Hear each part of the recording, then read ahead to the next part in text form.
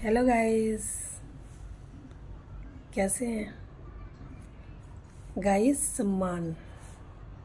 माँ चूल्हे पर रोटी बना रही थी और सब भाई बहन बैठकर चूल्हे के आसपास खाना खा रहे थे। खाना बनाते बनाते जब वो बोलने लगे कि बस इतना ही खाएंगे, तो माँ बोली कि खूब खाओ, जवान बेटे हो, अभी तुम लोगों ने कमाने जाना है तो क्या अपना ध्यान वहाँ ऐसे ही रखोगे? वहाँ जाके तुम्हें अपना ध्यान खुद ही रखना पड़ेगा, और जब खाओगे नहीं तो काम कैसे करोगे? तो वो बोले, माँ आप चिंता मत करो, हम अपना ध्यान रख लेंगे। तो दोनों भाई समझदार थे। एक बड़ा भाई जो था वो पढ़ा लिखा ज़्यादा नहीं था, लेकिन चालाक और समझदार था। और छोटा भाई ने अभी ग्रेजुएशन कंप्लीट की थी। दोनों भाई अगली सुबह प्रदेश के लिए निकल पड़ते हैं। अब जब वहाँ जाते हैं तो दोनों भाई अपना अपना काम संभालते हैं। एक भाई जो छोटा भाई होता है वो ट्यूशन बच्चों को लेने लगता है। अब बच्चों की ट्यूशन लेता है और धीरे धीरे अपना एक बड़ा इंस्टीट्यूट खोल देता है और खूब कमाई करता है। जो बड़ा भाई था वो पढ़ा लिखा ज़्यादा नहीं था, लेकिन चालाक और होशियार बहुत था।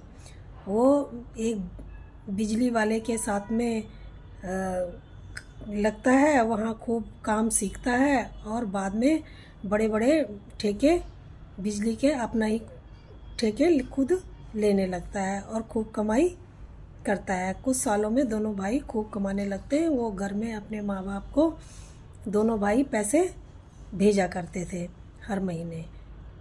तो एक दिन उसकी माँ बोली कि अब बड़े वाले बेटे की शादी करते हैं, अब टाइम हो गया है, उसकी शादी कर देते हैं। तो उसके पापा ने कहा ठीक है, और लड़की खोजते हैं। उनको एक अच्छी लड़की गांव में मिल जाती है।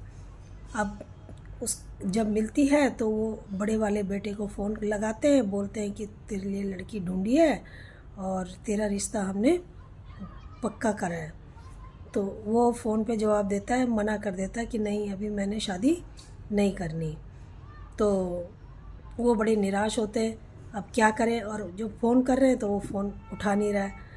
तो उसकी माँ बोलती है कि आप ऐसा करो कि वहीं शहर जाके उससे बात करो, उसको समझाओ, और वो राज़ी समझाने से हो जाएगा।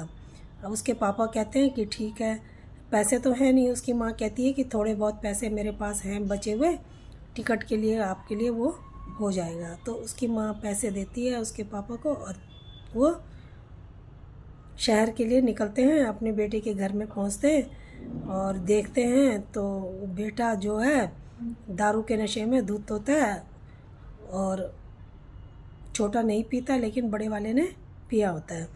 अब वो दारू के नशे में धुत होता है, तो जैसे ही दरवाज़ा खटकाते हैं और छोटा बेटा दरवाज़ा खोलता है और बड़ा कहता है कौन आया? वो कहता है पापा है। वो कहता है किसके पापा? कैसे पापा है? मेरे पापा ऐसे नहीं है, मेरे पापा तो बहुत अमीर है, फलाना फलाना। क्योंकि उसने अपने दोस्तों को अपने घर के बारे में बताया होता है कि हम लोग बहुत अमीर घर से हैं। तो अपने दोस्त, उसके दोस्त भी दो चार आए होते हैं, तो दोस्तों के सामने वो अपनी इंसल्ट समझता है और कहता है नहीं, मेरे पापा ये नहीं है।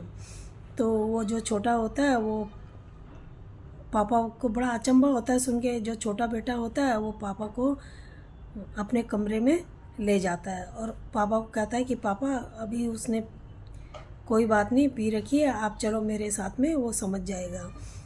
तो पापा कहते हैं नहीं, मेरे लिए तो वो आज से मर गया है, ये मैं नहीं हूँ, मेरा बेटा वो नहीं है, मेरा बेटा तो एक तू ही है।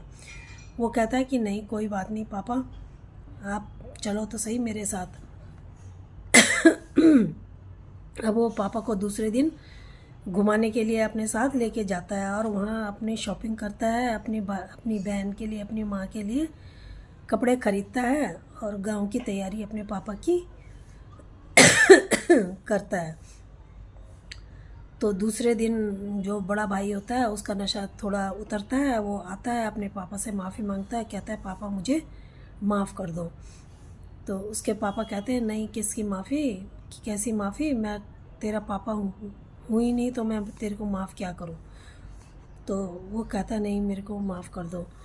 तो जब उसके पापा और छोटा भाई घूम के आते हैं तो वो घर में वही खाना बनाता है और पापा को खाना, जब उसके पापा खाना खाते हैं तो वो पापा के पास आके बैठ जाता है और सारे तीनों मिलके खाना इकट्ठा खाते हैं। और जो खाना खाते हैं तो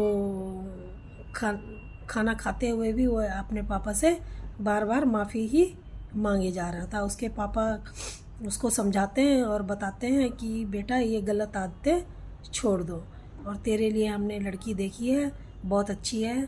तो वो भी अपने पापा को कहता है, पापा आपके लिए बहू तो मैंने भी यहाँ देखी है, वो भी बहुत अच्छी है, अगर आपको पसंद आए तो आप एक बार उसे देख लो।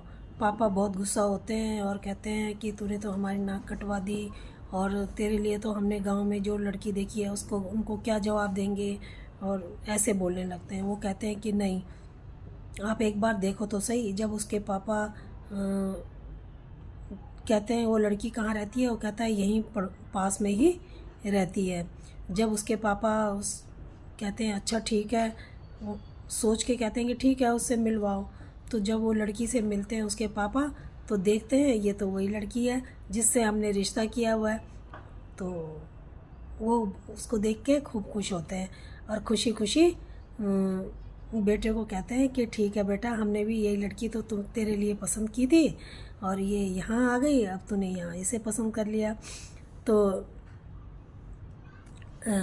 वो जो है उसके पिताजी कहते हैं ठीक है, अब मेरे गांव जाने की तैयारी करो।